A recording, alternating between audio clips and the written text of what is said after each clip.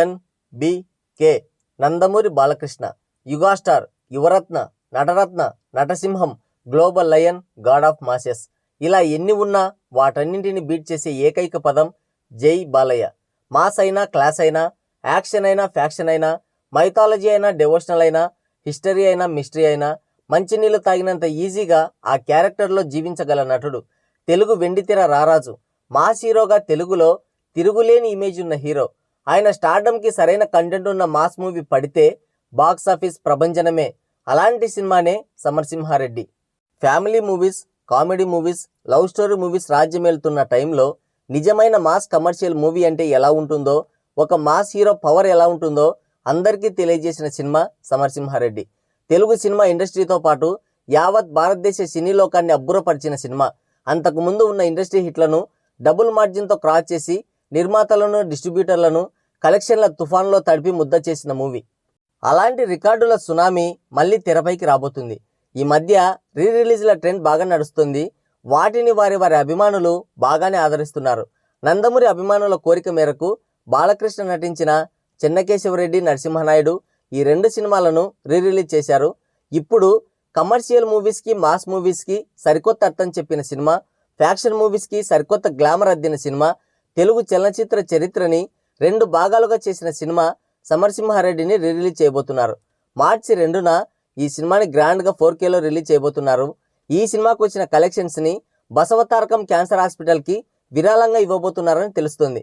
మరి ఆ సినిమా విశేషాలేంటి, అది క్రియేట్ చేసిన రికార్డులేంటి, దానికి తోడైన బాలకృష్ణ మాస్ పవర్ ఏంటి, ఇలాంటి విశేషాలన్నీ ఒకసారి నెమరేసుకుందాం.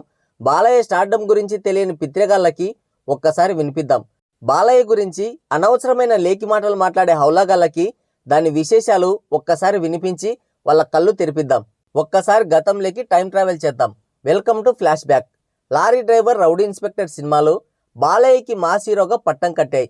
ఎన్ని సూపర్ హిట్ బ్లాక్ బస్టర్ సినిమాలు చేసినా సరే అలాంటి మాస్ ఎలిమెంట్స్ ఉన్న సినిమా కోసం ఫ్యాన్స్ కళ్ళల్లో ఒత్తులు వేసుకొని ఎదురు చూస్తున్నారు. అప్పటికే 2 సినిమాలు బంపర్ హిట్ అవడంతో Balayya, B Gopal combination the most successful and crazy కాంబినేషన్గా మారిపోయింది. వారిద్దరి కలయికతో సినిమాని ఒక రూమర్ వచ్చినా సరే ఎక్స్పెక్టేషన్స్ ఆకాశమంత ఎత్తుకి వెళ్ళిపోయేవి.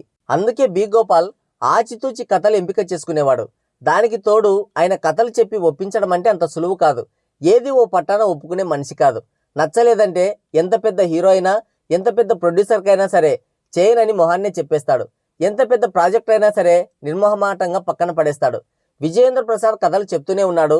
బాలకృష్ణ ఇమేజ్కి తగ్గ మాస్ ఎలిమెంట్స్ లేవని బి గోపాల్ రిజెక్ట్ చేస్తూనే ఉన్నాడు. బొబ్బిలి సింహం, కృష్ణబాబు సినిమాల కథలు ముందుగా బి గోపాల్ దగ్గరికి వెళ్ళినవే. ఎన్ని కథలు రిజెక్ట్ చేసినా సరే విజయేంద్ర ప్రసాద్ పట్టువదలని విక్రమార్కుల్లాగా కథలు చెప్తూనే ఉన్నాడు. చివరగా పల్నాడు బ్యాక్డ్రాప్లో ఒక స్టోరీ ఎక్స్ప్లెయిన్ చేస్తే దానికి బి గోపాల్ ఫ్లాట్ అయిపోయాడు. సినిమా తీద్దామని చెప్పి కొన్ని మార్పులు చేర్పులు సూచించాడు.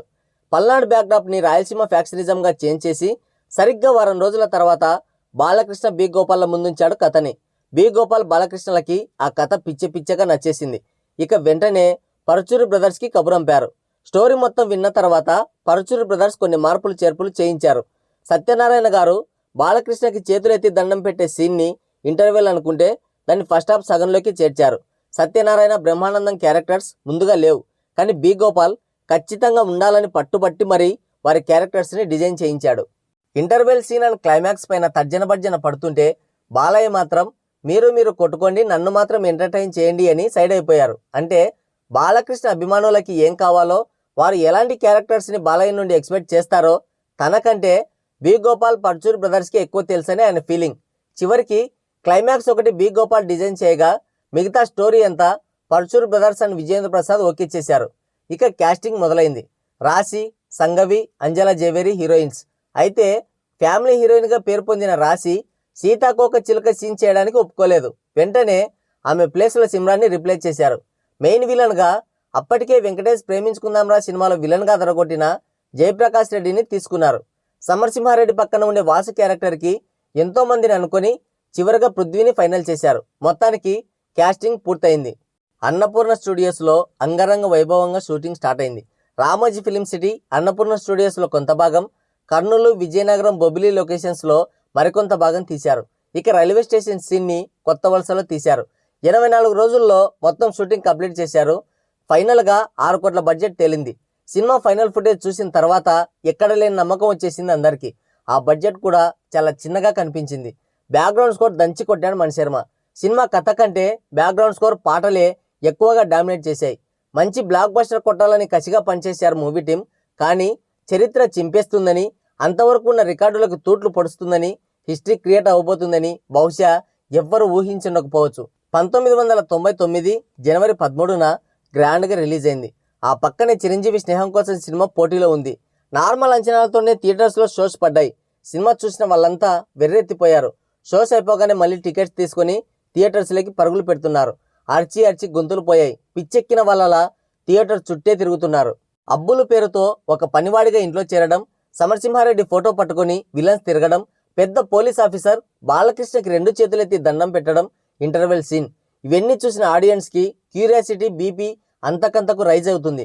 ఏం జరగబోతుంది అని వచ్చి సెకండ్ హాఫ్కి సీట్లలో కూర్చున్నారు. కానీ వాళ్ళని సీట్లో కూర్చొని అని ఫ్లాష్ బ్యాక్, బాలయ్య నడక, హావభావాలు, సమరసింహారెడ్డి క్యారెక్టర్లోని రాజసం, ఆ టీవీ చూసి కళ్ళు తేలేశారు. ఇంకో 100 జన్మలైనా సరే ఇలాంటి క్యారెక్టర్ చేయాలంటే పెట్టి పుట్టాలరా అని హేటర్స్ కూడా అనుకునేలా చేశాడు బాలయ్య. సమరసింహారెడ్డి క్యారెక్టర్లోని బాలకృష్ణ రౌద్రం, పాటలు, బ్యాక్గ్రౌండ్ స్కోర్, రాయలసీమ ఫ్యాక్షన్, పగలు, ప్రతీకారాలు, ప్రేమలు, ఇలా అన్నీ కలిపి సంక్రాంతికి ఉగాది పచ్చళ్ళ అనిపించింది ప్రేక్షకులకి. రాయలసీమ ఫ్యాక్షన్ని శిఖరాగ్ర స్థాయిలో నిలబెట్టి రౌద్రం, కరుణ, వీరత్వం, ఇలా నవరసాల్ని మహోన్నతంగా ఆవిష్కరించిన అసలు sisal trend setter cinema Samarasimha Reddy. ఇందులో విలన్గా చేసిన జయప్రకాష్ రెడ్డి పెద్ద అసెట్ ఈ మూవీకి. అసలైన విలనిజం చూపించాడు. రైల్వే స్టేషన్ సీన్, విలన్ ఇంట్లోకి వెళ్ళి హీరో అందరినీ నరికేసే సీన్ కాక పుట్టించింది. చూసిన వాళ్ళకి కళ్ళు చెదిరిపోయాయి. ఇప్పుడంటే కేజీఎఫ్ చూసి ఏదో అనుకుంటున్నారు, కానీ అలాంటి ఎలివేషన్స్తో ఎప్పుడో పిచ్చెక్కించాడు డైరెక్టర్ బి గోపాల్. ఈ సినిమాతో Simran number 1 heroine, director B Gopal number 1 director, music director మణిశర్మకి అవకాశాలు వెల్లువలా తన్నుకొచ్చాయి. ఇక బాలకృష్ణ గురించి మాటల్లో చెప్పడానికి ఏమీ లేదు. అసలు సిసలైన మాస్ హీరోగా అవతరించాడు. ఫ్యాక్షన్ లీడర్గా ఆయన నటన అద్భుతం. కళ్ళలో కూడా ఏ హీరో ఊహించని, టచ్ చేయలేని స్టార్డమ్. ఎంటైర్ ఇండియాలోనే నెంబర్ 1 మాస్ హీరోగా మారిపోయాడు. రౌద్రంతో పలికిన డైలాగులు, సమరసింహారెడ్డిగా శత్రువులను తెగనరికిన వీరత్వం, వేషధారణలో రాజసత్వం, నడకలో టీవీ, ఇలా ఒక్కటేంటి ప్రతిదీ నా భూతో నా భవిష్యత్ అనేలా ఆ క్యారెక్టర్ని పండించాడు. ఇక రికార్డుల విషయానికి వస్తే దాని గురించి రాయడానికి ఒక బుక్ సరిపోదు. తెలుగు సినీ చరిత్రని సమరసింహారెడ్డికి ముందు, ఆ తర్వాత అని 2 భాగాలుగా విడగొట్టింది. విడుదలైన ప్రతి సెంటర్లో ఆల్ టైమ్ రికార్డ్స్ పెట్టింది. ఫస్ట్ టైం 20 కోట్లకి పైగా కలెక్ట్ చేసింది. ₹5, ₹10 టికెట్ రేట్స్తో 16 కోట్లకి పైగా షేర్ కలెక్ట్ చేయడం అంటే మామూలు విషయం కాదు, మాటలు కాదు. అంతకుముందు ఉన్న ఇండస్ట్రీ రికార్డ్ని భారీ తేడాతో క్రాస్ చేసింది. 92 కేంద్రాల్లో 50 రోజులు, 73 కేంద్రాల్లో 100 రోజులు ఆడి వండర్స్ క్రియేట్ చేసింది. 32 సెంటర్స్లో 175 రోజులు ఆడి ఆల్ ఇండియా రికార్డ్ పెట్టింది. ఆ తర్వాత కాలంలో ఎంతోమంది హీరోలని ఇదే ఫార్ములాతో స్టార్స్ని చేసింది. ఎన్ని సినిమాలు వచ్చినా సరే సమరసింహారెడ్డిది ప్రత్యేక స్థానం.